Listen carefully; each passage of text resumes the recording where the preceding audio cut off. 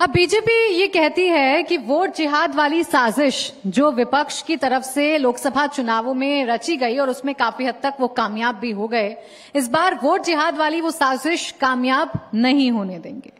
देखिए, ये सब एक मुहावरा है, जिसे कहा जाता है कि एक मुहावरा है। हमारा देश एक लोकतांत्रिक देश है। सरकार से लेकर चुनाव आयोग तक अपील करते हैं कि ज्यादा से ज्यादा देश की जनता चुनाव के दौरान मतदान करे, घर से बाहर निकले। आप वोट जिहाद की बात करते हैं। राजनीति में इस तरह की जो बातें हो रही हैं, जो मुहावरे गढ़े जा रहे हैं, मुझे लगता है कि ये ठीक नहीं है। देश की एकता अखंडता का ताना बाना मजबूत हो, हम सबकी सामूहिक जिम्मेदारी बनती है। वोट जिहाद जैसी बात नहीं होनी चाहिए, लैंड जिहाद जैसी बात नहीं होनी चाहिए, हिंदुस्तान पाकिस्तान शमशान कब्रिस्तान की बात नहीं होनी चाहिए। बात होनी चाहिए देश की एकता की, देश की अखंडता की, देश के ताना बाना को मजबूत करने की, देश की भाईचारगी को, देश राष्ट्रीयता को मजबूत करने की। हमें इस पे चर्चा करनी चाहिए।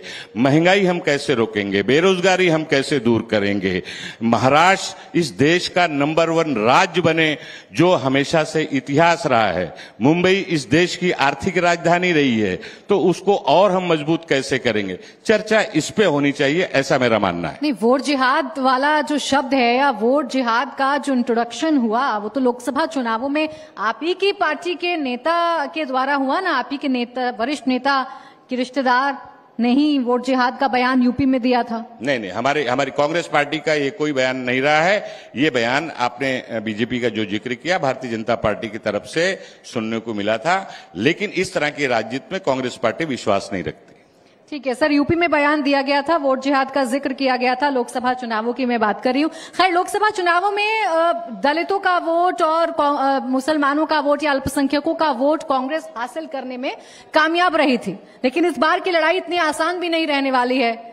जो असदुद्दीन ओवैसी हैं वो ताल ठोक रहे हैं, मैदान में भी हैं और खुलकर मुसलमानों से जुड़े मुद्दे पर सड़क पर भी आते हैं, हल्ला भी बोलते हैं मौजूदा सरकार के खिलाफ। देखिए, उनकी अपनी राजनीति है, अपनी विचारधारा है, मुझे उस पर कुछ कमेंट नहीं करना है। लेकिन देश की जनता, महाराष्ट्र की जनता जानती है, देश के लोग होशियार हैं कि कौन सी पार्टी किसको मदद करने के लिए चुनाव लड़ती है, वोट का बंटवारा करके किसको फायदा करवाने के लिए चुनाव लड़ती है, किस तरह की भाषा का प्रयोग आज की राजनीति में करने वाले लोगों को पीछे किसका हाथ है, ये सारी चीज महाराष्ट्र सहित पूरे देश की जनता जान चुकी है।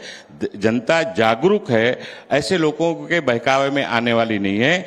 आप देखेंगे, आपने लोकसभा का चुनाव देखा है, लोकसभा में लोगों ने ये दिखाया है कि हमें धर्म की राजनीति से हमें दूर रहना है, विकास की राजनीति में हमें रहना है, देश के लोकतंत्र को, देश के संविधान को मजबूत करने की लड़ाई लड़ने वालों के साथ हमें रहना है। देश की जनता ने पिछले लोकसभा के चुनाव में ये तय कर दिया है।